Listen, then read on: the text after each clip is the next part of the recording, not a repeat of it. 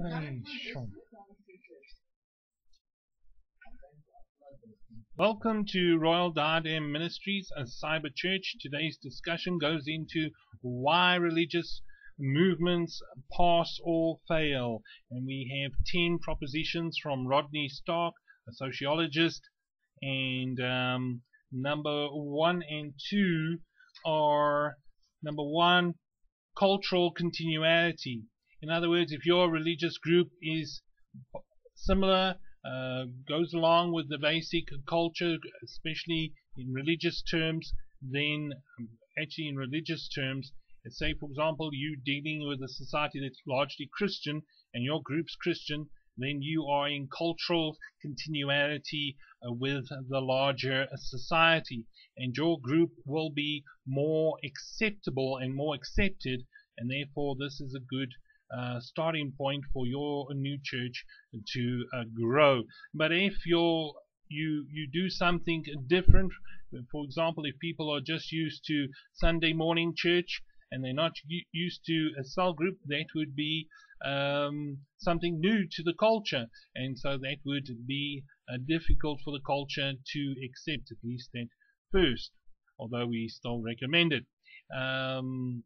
If, for example, you were a Hare Krishna type group in India, your group would be more in line with the Hindu culture of a country like India. But if your group goes to a country like the United States of America or the UK, you would be seen as a minority, a religion, and you'd be out of your cultural heritage, as it were, and this could play tricks on you and minimize your appeal to the local culture.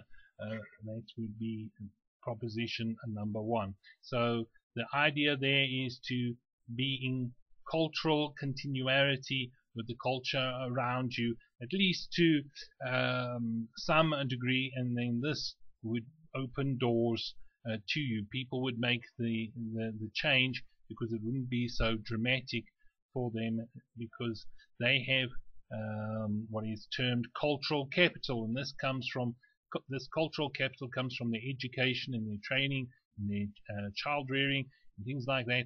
And so they all have this cultural capital, and they don't want to spend it recklessly. They try to conserve it, and so what really happens is when they make a change, it's a more gradual change, if you like. So in a Christian country like America, and you see that there is a lot of other Christian sects and they spring up, and this is why they have appeal, because they already have that base, as it were. And then the other one is number 2. Proposition number 2 is non-empirical doctrines. This is doctrines that focus on the afterlife or on rewards in the afterlife, but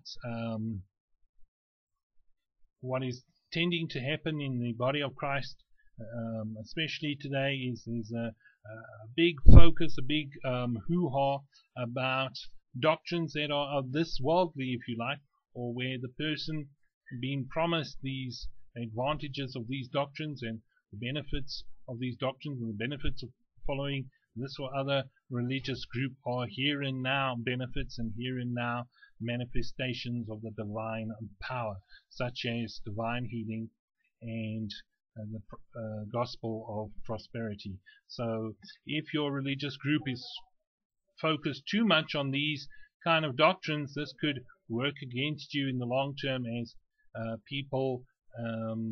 some of the people become disillusioned as time goes on. So there needs to be, if you, as a religious group, a new church, you need to also focus on other doctrines that are non-empirical or trans-empirical, which means are supernatural, and the rewards are in the sweet by and by rather than in the here and now.